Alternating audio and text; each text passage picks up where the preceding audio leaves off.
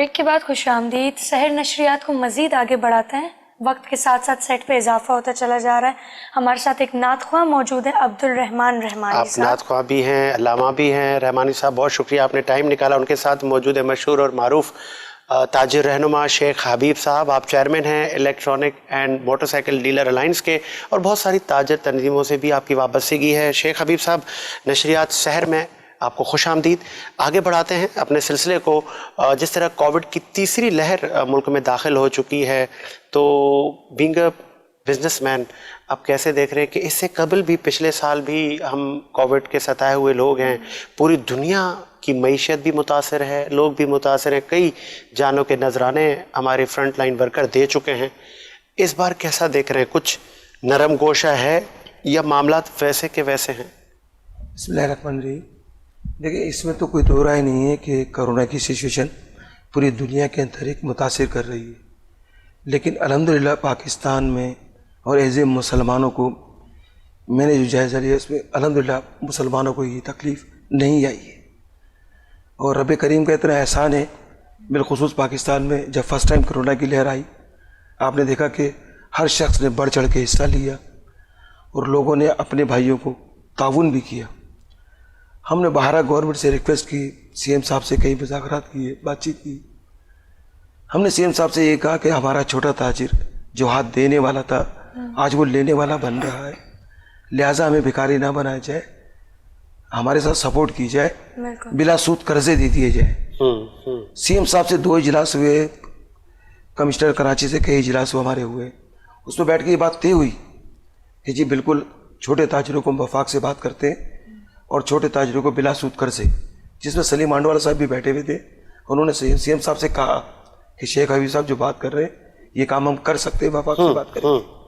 ہم نے یہ بھی کہا کہ ہمارا تاجر ڈاکومنٹیشن دے گا اور ڈاکومنٹیشن جو طریقہ کار اور بینکنگ کا ہوگا اسے فالو کرے گا. ہاں، اگر بینک کی کوئی فیس ہوگی 1-8% کی تو وہ ہمارا دکاندار جس تاجر کو آپ دیں گے بلا سود قرضے وہ دینے کے لیے تیار ہے. اور اگر پھر بھی آپ کے اسٹیٹ بینک کی کوئی پالیسی یا کوئی پاکستان کی پالیسی اگر کوئی ایسی ہے کہ جی وہ اس پہ بینک کو سرا سود دینا ہے، تو ہم ان سے کہا کہ آپ سبسڈی کے طور پہ وہ آپ اس کو آپ کریں، اور تاجر جتنا اماؤنٹ لے 3 لاکھ سے لے کے 50 لاکھ تک کی کیٹیگریز بنا دیں، جتنا وہ لے گا اتنا وہ واپس دے دے گا. اور ہم اس بات کی انشور کریں گے، ضمانت دیں گے. ہماری ایسوسیشن کے جو لوگ ہیں جو ریپرزینٹ کرتے ہیں پورے پاکستان کو یا پورے کراچی میں جو لوگ موجود ہیں، وہ اپنے لیٹر ہیڈ کے اوپر لکھ کے دیں گے. ہم لکھ کے دیں گے آپ کو کہ یہ تاجر نے اگر آپ نے پیمنٹ کو آپ دلوائی ہے، ہم اس کے ضمانتی ہیں. جب آپ کریڈٹ کارڈ بناتے ہیں تو صرف ایک آدمی کے انشور کے اوپر اس کو 1 لاکھ سے 5 لاکھ روپے تک کی اس کو کارڈ کا کیش دے دیتے ہیں. تو ہم یہ سمجھتے ہیں کہ بلا سود قرضے اگر سندھ گورنمنٹ چاہے تو ایک ملک کی معیشت بھی چل سکتی ہے، اس کا پہیہ بھی چل سکتا ہے، اور بزنس جو ہے بزنس مین اپنے سسٹم پہ کھڑا ہو سکتا ہے. تو سی ایم صاحب نے ہم سے وعدے کیے ہیں لیکن ابھی تک پورے کوئی نہیں کیے. اچھا، ابھی جب یہ تیسری لہر ہے، ابھی بھی بہت سارے تاجروں کو تحفظات ہیں، تو آپ کو لگ رہا ہے کہ آپ کے تحفظات اپنی جگہ ٹھیک ہیں یا حکومت ٹھیک ہے؟ آپ کو نہیں لگتا کہ جان پہلے؟ دیکھیں، جان بالکل ہے، لیکن الحمدللہ چاروں صوبوں میں، صوبہ سندھ کی اگر ہم بات کرتے ہیں تو الحمدللہ کرونا کی سچویشن انڈر کنٹرول ہے، کسی قسم کی کوئی پرابلم نہیں ہے. یہ ابھی 3 دن پہلے 72 گھنٹے پہلے تک سی ایم صاحب کی پریس کانفرنس کے الفاظ بتا رہا ہوں آپ کو. میری سمجھ میں نہیں آتا پرائم منسٹر پاکستان نے ایسا کون سا لولی پاپ دے دیا پچھلے 24 گھنٹے پہلے سندھ گورنمنٹ کو. کوئی سندھ گورنمنٹ نے فوری طور پہ ایک نوٹیفیکیشن نکالا، جبکہ 3 بجے تک میں کمشنر کراچی کے دفتر میں موجود ہوں. فرائیڈے کو 3 بجے تک کمشنر کراچی کے دفتر میں موجود ہوں. لیکن میرے سمجھ میں نہیں آ رہا کہ وہ کون سی پالیسی تھی کہ شام 7 بجے میں میسیجز آنا شروع ہو گئے میڈیا کے تھرو کہ جی وہ نوٹیفیکیشن آ گیا ہے. صبح 6 بجے سحری سے شام 6 بجے تک کاروبار کے اوقات ہوں گے، کاروبار اس کے بعد بند کر دیا جائے گا، پھر اس کے علاوہ ہفتے اتوار کی چھٹی. تو میں سمجھتا ہوں یہ تاجروں کا معاشی قتل ہے. پرائم پاکستان کو اور سندھ گورنمنٹ کو یہ دیکھنا ہوگا کہ اگر ہمارا ملک اگر چلے گا تو ہم کاروبار کریں گے تو ہمارا ملک چلے گا، نہیں تو ہم دیوالی کی طرف چلے جائیں گے. دنیا کے دوسرے ملکوں کے اندر اگر لاک ڈاؤن ان کے پاس سخت ہے، انہوں نے لگایا ہے نا، اور لوگ وہاں پہ امپلیمنٹ کر رہے ہیں، اس کی وجہ یہ ہے کہ وہ لوگ اپنے لوگوں کو مینیج کر رہے. فی شخص کو $2000 دے رہے، پر بندے کو $2000 پر منتھ. اسی طرح یورپ کے اندر جہاں جہاں لاک ڈاؤن کی سختی ہے وہ €2000 دے رہے ہیں پر منتھ. ہمیں بتائیں پاکستان میں کیا دے رہے ہیں؟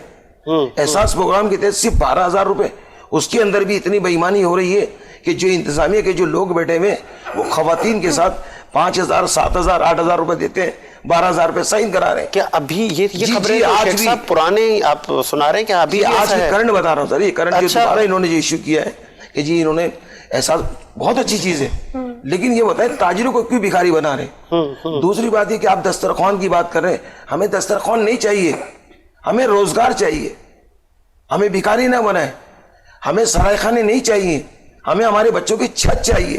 प्राइम मिनिस्टर ऑफ पाकिस्तान ये हमसे छीन रहे, हमें भिखारी बना रहे, हमें भिखारी नहीं बनना। प्राइम मिनिस्टर पाकिस्तान, हमारी कौम हिम्मत और जज्बे के साथ अपना काम करना चाहती है, अपने बच्चे को मेहनत की खिलाना चाहती है। हमें हराम नहीं चाहिए, हमें इस तरफ ना डालें, हमें ये सब्ज बाग ना दिखाएं। 3 साल में आपने मुल्क को तबाह कर दिया। महंगाई का रेशियो इतना है कि कराची में कोई शख्स इफ्तार का आइटम, मैं समझता हूँ फ्रूट के अलावा कोई चीज परचेस करने के काबिल नहीं है इस वक्त। नहीं, लेकिन इन्हें हुक्मरानों को शर्म नहीं आ रही, इस प्राइम मिनिस्टर ऑफ पाकिस्तान को शर्म नहीं आ रही कि इसी प्राइम मिनिस्टर के हम दावे और वादे कर रहे थे कि इस शख्स ने हमसे वादा किया था बिजनेस कैबिनेट में से और 25 करोड़ आवाम से कि हम आपको एक नया पाकिस्तान देंगे जिससे दुनिया के दूसरे लोग आके रोजगार करेंगे, दूसरी दुनिया के दूसरे मुल्कों से लोग आके यहाँ नौकरियां करेंगे। जनाब वो नौकरियां तो बहुत दूर की बात है, पाकिस्तान की जो 25 करोड़ आवाम के जो काम करने वाले लोग हैं, करोड़ों की तादाद में बेरोजगार हो गए, इन्हें एहसास नहीं है और फिर ढिठाई से बैठ के मीडिया के ऊपर इस तरह की बातें करते हैं। मुझे बड़ा अफसोस हो रहा है प्राइम मिनिस्टर पाकिस्तान से कि ये मदीने की रियासत की बात कर रहे हैं। कौन से मदीने की रियासत की बात कर रहे हैं? ये इस्लामी जमहूरियत पाकिस्तान है। इस चीज में इफ्तार और सेर के अंदर गैस नहीं है, लोग बाहर से सामान खरीदने में मजबूर है। अच्छा शेख साहब, आपको आपका गला भी इस वक्त जवाब दे रहा है क्योंकि आप लोग, आपकी रैलियां, आपके एहतजाज आपके जारी हैं। हम सिंध गवर्नमेंट को ये कहते हैं कि 18वीं तरमीम के बाद सूबा खुद मुख्तार होता है। सिंध गवर्नमेंट से और चेयरमैन बिलावल साहब से और सीएम साहब से मेरी रिक्वेस्ट है कि आप अपने सूबे को अपने सिस्टम से चलाएं। अल्हम्दुलिल्लाह कराची और सिंध जो है बिल्कुल पीसफुल है। कराची मिनी पाकिस्तान है, सिंध का दारुल खिलाफा है, 3.5 करोड़ की आबादी वाला शहर है।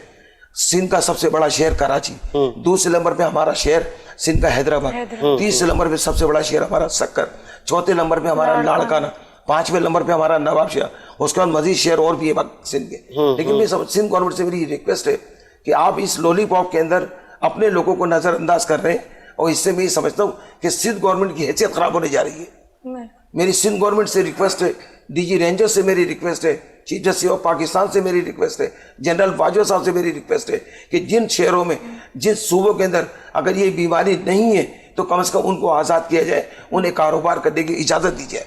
और मैं समझता हूँ कि इस रमज़ान के महीने के अंदर इन्हें 24 घंटे कारोबार करने चाहिए। बकौल आपके कि कोरोना की सिचुएशन ज़्यादा है तो सोशल डिस्टेंशन होगा तो फायदा होगा ना। जब अगर हम किसी चीज़ को शॉर्ट करेंगे तो आप भी अंदाजा करें, लिमिट करेंगे। तो शख्स अगर ये 6 बजे का टाइम दे रहे हैं, मुझे बताइए असर की नमाज से पहले दुकानदार अपना कारोबार तर्क करेगा, नमाज़ें पढ़ेगा, जब घर के लिए निकलेगा तो ट्रैफिक का क्या हाल होगा। लोग रोज़ा भी अपने घरों पे नहीं खोल पा रहे। बिल्कुल। तो मेरी सिंध गवर्नमेंट से रिक्वेस्ट है, खुदारा आप सेंसर होकर अपनी कौम के लिए काम करें। सिंध की 6.5 करोड़ आवाम आपसे रिक्वेस्ट करती है, बिजनेस कम्युनिटी आपसे रिक्वेस्ट करती है, चेयरमैन बिलावल साहब से मैं समझता हूँ कि इनको फौरी तौर पर इस चीज़ को जो नोटिफिकेशन को वापस दिया जाए और रमजानुल मुबारक में 24 घंटे कारोबार खोला जाए। रमजानुल मुबारक में कोई छुट्टी ना दी जाए। पिछले 1 साल से कोरोना में ताजिर तबाह हो गया है, बर्बाद हो गया है, लोग कर्जदार हो गए, कंपनियां लोगों की एफआईआर कटवा रही हैं। तो मेरी बिलावल साहब से मेरी रिक्वेस्ट है कि खुदारा रहम करें, ऐसा ही इस कौम पे, अपनी कौम पे रहम करें। ये आपके अपने लोग हैं, आपके वोटर हैं, आपके सपोर्टर हैं। कराची आपका, सिंध आपका, समझे ना। कराची वो शहर है जो कि 67% रेवेन्यू पूरे वफाक को देता है, 95% रेवेन्यू सिंध गवर्नमेंट को देता है। तो मेरी चेयरमैन साहब से रिक्वेस्ट होगी। बहुत अच्छी बात की आपने शेख साहब, और बहुत अच्छी बात की आपने। मैंने आपको जैसे अर्ज किया कि आपका गला ही जवाब दे गया है। स्ट्रगल कर रहे हैं, आपके पीछे बहुत सारे छोटे बड़े ताजिर हैं, वो भी आपसे पूछते होंगे कि क्या हुआ, कैसे हुआ। अब्दुल रहमानी साहब, अदल व इंसाफ और भी बहुत सारी हुकूमतें, जब हम अपने असहाबा का दौर देखते हैं, हम जब हज़रत उमर फ़ारूक से लेकर हज़रत अबू बकर सिद्दीक़ रज़ियल्लाहु ताला अन्हु का जब हम दौर देखते हैं, अदल इंसाफ के तकाज़े थे, एक सिस्टम था हर चीज़ का उस दौर में भी। तो क्या कंपैरिजन करेंगे, कुछ बताएंगे कि वो कैसे तमाम मामलात को चलाया करते थे? بسم اللہ الرحمن الرحیم. اصل میں آپ جس زمانے کی بات کر رہے ہیں، جس دور کی بات کر رہے ہیں، اس دور کے اندر جو اس وقت حکومت نے نعرہ لگایا تھا ریاست مدینہ کا، تو اس وقت اس کا خیال رکھا جاتا تھا، اسی حساب سے سارے قوانین ہوتے تھے، ہر چیز پر رد و عمل ہوتا تھا. لیکن آج اس کے برعکس ہے بالکل. اس وقت ہر چیز کو مد نظر رکھا جاتا تھا، احادیث کو، حضور کے اقوال کو، صحابہ کرام کے عمل کو.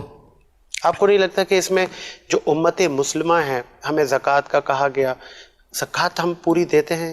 کیونکہ ایک بہت بڑا ایک اسلامک پوائنٹ آف ویو سے ایک یہ عنصر بھی ہے کہ اگر زکوٰۃ تمام ہی عوام اگر ٹائم پہ اور وقت پہ پوری نکالے تو ممکن ہے کہ غربت میں کمی آئے. بالکل بالکل ایسا ہی ہے. زکوٰۃ سے متعلق حضرت ابو بکر صدیق رضی اللہ تعالیٰ عنہ بہت رقت آمیز ان کی طبیعت تھی. جب حضور کا وصال ہوا تو اس کے بعد جب زکوٰۃ کا مسئلہ آیا تو سب سے زیادہ غصے میں آنے والے شخص یہی تھے، حضرت ابو بکر صدیق رضی اللہ تعالیٰ عنہ. انہوں نے کہا کہ اگر کوئی زکوٰۃ نہیں دے گا تو اس کے خلاف جنگ ہوگی.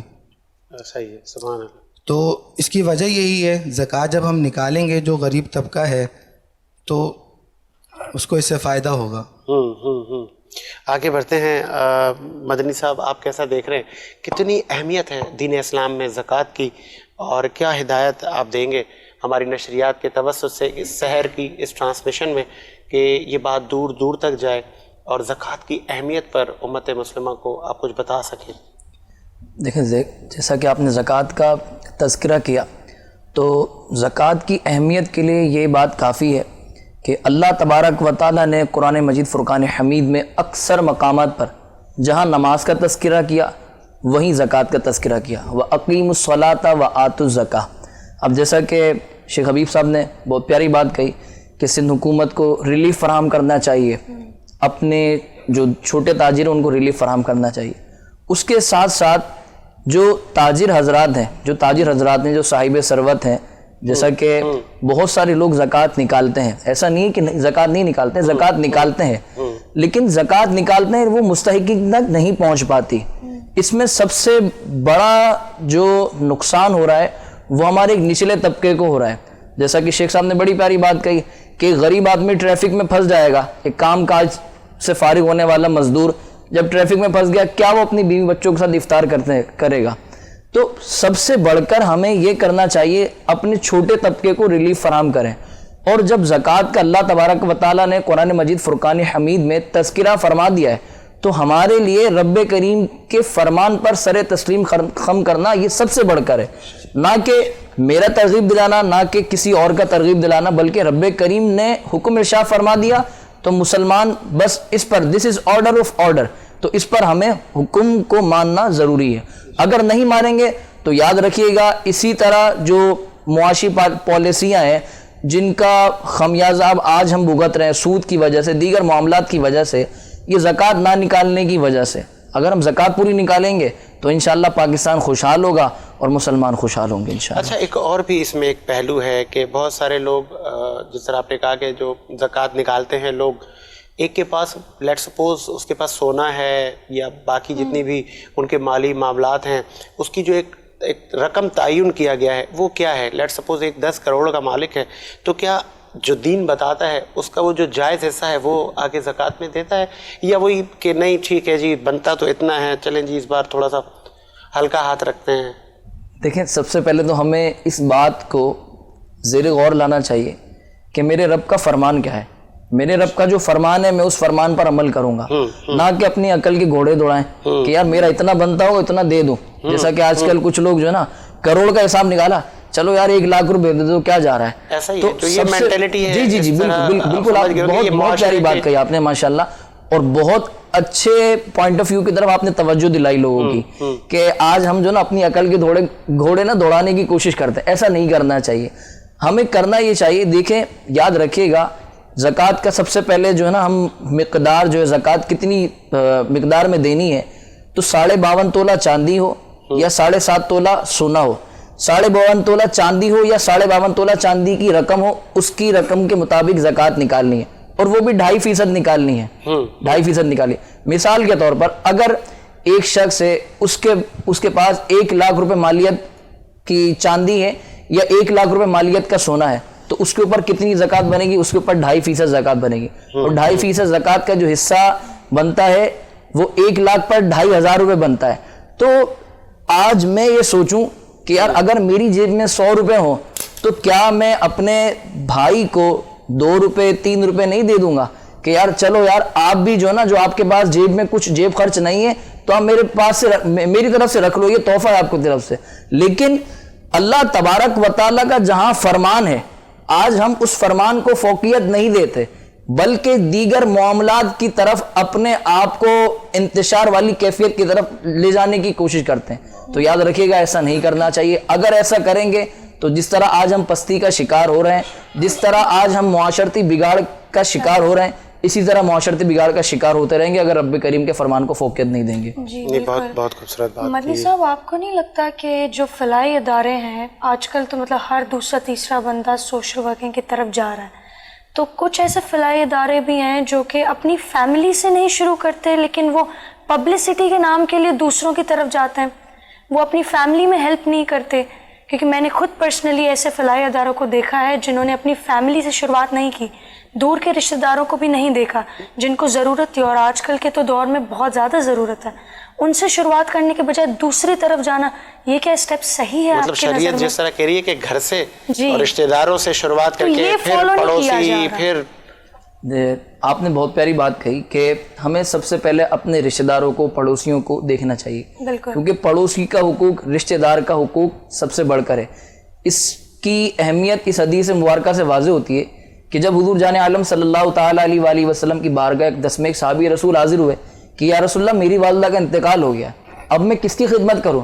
تو حضور جان عالم صلی اللہ تعالیٰ علیہ وآلہ وسلم کی ذات پر ہم قربان, ہماری جانیں قربان, ہمارے مال متا سب کچھ قربان, فدا کا وبی امی یا رسول اللہ. تو حضور جان عالم صلی اللہ تعالیٰ علیہ وآلہ وسلم نے ارشاد فرمایا تمہاری خالہ, تم اپنی خالہ کا خیال رکھو. اس حدیث مبارکہ سے واضح ہوتا ہے کہ رشتہ داروں کا خیال کرنا, رشتہ داروں کے معاملات کو اچھا کرنا ہمارے اوپر کتنا ضروری ہے. تو جو فلاحی ادارے جو آج کام کر رہے ہیں ہمارے معاشرے میں, ہماری سوسائٹی میں کام کر رہے ہیں, بہت اچھی بات ہے, آپ کو کام کرنا چاہیے کیونکہ آپ ہی کی وجہ سے ہمارے ملک پاکستان کی, ہماری قوم کی سربلندی ہے. اور آج دنیا میں جہاں کہیں بھی دیکھا جاتا ہے, جہاں کہیں بھی آپ دیکھیں, بظاہر پاکستان کو ایک غریب ترین ریاست کے نام سے جانا جاتا ہے, لیکن آپ یہ بات ذہن نشین رکھیے گا, آج دنیا میں جہاں کہیں بھی سب سے زیادہ صدقہ و خیرات کرنے والے ملیں گے وہ پاکستان میں ملیں گے, جہاں پر سب سے زیادہ انسانیت کی خدمت کو فوقیت دینے والے ملیں گے وہ پاکستان میں ملیں گے. الحمدللہ پاکستان ایسی ریاست ہے. تو تمام فلاحی اداروں سے میری ریکویسٹ ہے کہ آپ ضرور بضرور جو ہے نا فلاحی کام کیجئے, لیکن سب سے پہلے اپنی ذات سے چینجنگ لانے کی کوشش کیجئے, اپنی ذات سے لوگوں کو مستفیض کرنے کی کوشش کیجئے. کہ حضرت سیدنا فاطمہ الزہرا طیبہ طاہرہ رضی اللہ عنہا کہ جب رمضان کے روزے ہوتے تو حضرت سیدنا امام حسن رضی اللہ تعالی عنہ ارشاد فرماتے ہیں کہ میں نے اپنی والدہ کو, محترمہ کو دیکھا کہ رمضان کے روزے رکھتے, رمضان کے روزے رکھتی, رمضان کے روزے رکھنے کے ساتھ ساتھ ساری رات نوافل کی کثرت بھی کرتی. اور اگر کوئی حضرت سیدنا فاطمہ الزہرا رضی اللہ تعالی عنہا کے دروازے پر کوئی سائل آ جاتا تو اس سائل کو خالی نہ لوٹاتی بلکہ کچھ نہ کچھ دیتی ضرور. سبحان اللہ, سبحان اللہ, بہت ہی خوبصورت بات بولی آپ نے. ہمارے ساتھ ایک نعت خواں موجود ہیں عبدالرحمان رحمانی صاحب. رحمانی صاحب میں چاہوں گی کہ آپ نعت رسول صلی اللہ علیہ وسلم سے شروعات کریں اور ہمیں سنائیں, کیونکہ ہمارے ویورز بھی چاہتے ہیں, جیسے کہ ساجد نے بتایا آپ کو کہ ہمارے یہاں کمپٹیشن بھی ہو رہا ہے نعت خواں کے درمیان جو کہ ووٹنگز پہ ڈیپینڈ کرتا ہے. ووٹنگز ہمارے 24 آورس کے ڈیوریشن تک عوام کرے گی. تو ہم آخری عشرے میں ہماری کوشش ہے کہ ان نعت خوانوں کو بلا کے ان کی حوصلہ افزائی کی جائے, ان کو انعامات دیے جائیں. جی بسم اللہ. بسم اللہ الرحمن الرحیم. اللہم صلی علی محمد کما صلیت علی ابراہیم وعلی آل ابراہیم انک حمید مجید. اللہم بارک علی محمد وعلی آل محمد.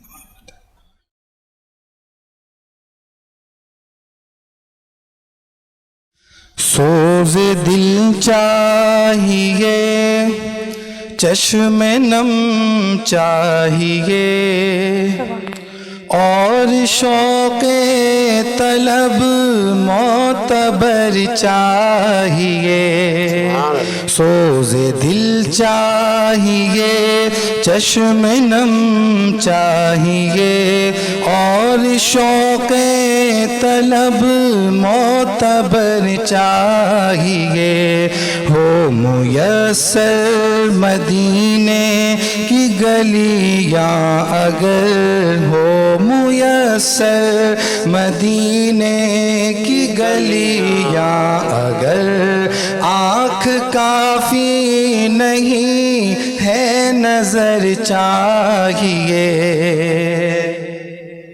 ان کی محفل کے آداب کچھ اور ہے، لب کشائی کی جرت مناسب نہیں، ان کی محفل کے آداب کچھ اور ہے، لب کشائی کی جرت مناسب نہیں، ان کی سرکار میں التجا کے لیے، ان کی سرکار میں التجا کے لیے، جنبش لب نہیں چشم تر چاہیے، ان کی سرکار میں التجا کے لیے، جنبش لب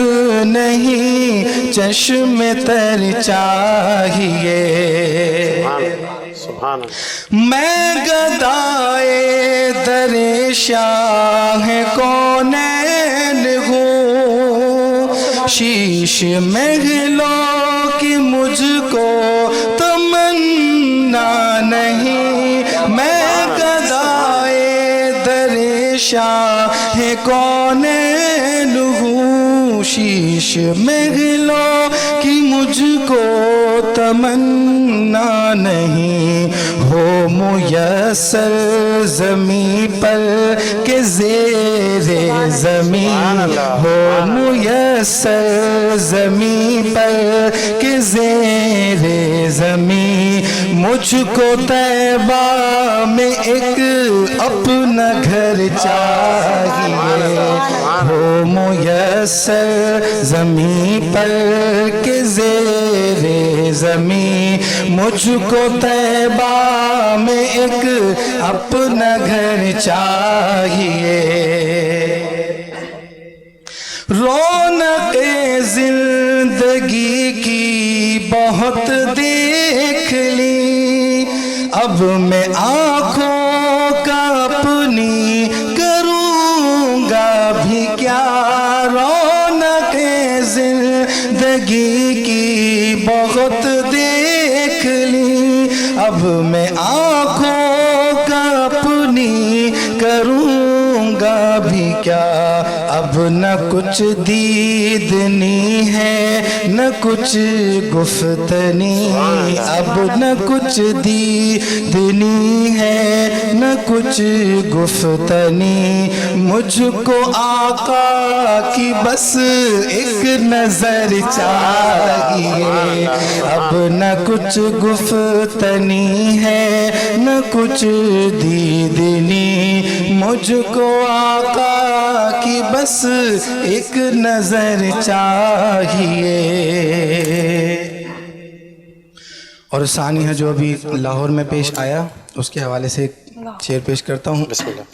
ان نئے راستوں کی نئی روشنی ہم کو راس آئی ہے اور نہ راس آئے گی، ان نئے راستوں کی نئی روشنی ہم کو راس آئی ہے اور نہ راس آئے گی، ہم کو کھوئی ہوئی روشنی چاہیے ہم کو کھوئی ہوئی روشنی چاہیے ہم کو آئین خیر البشر چاہیے ہم کو کھوئی ہوئی روشنی چاہیے ہم کو آئین خیر البشر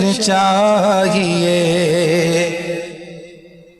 مدحت شاہ کونو مکا کے لیے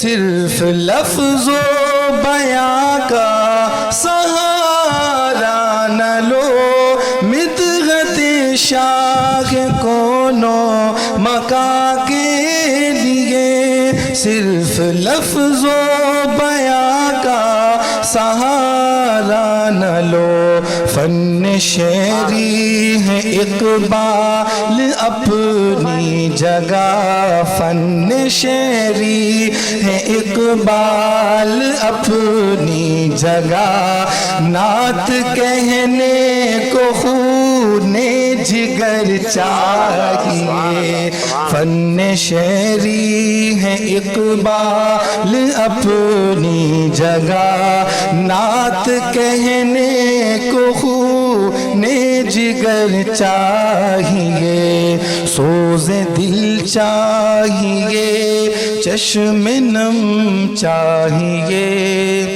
اور شوق طلب معتبر چاہیے سبحان اللہ بہت خوب.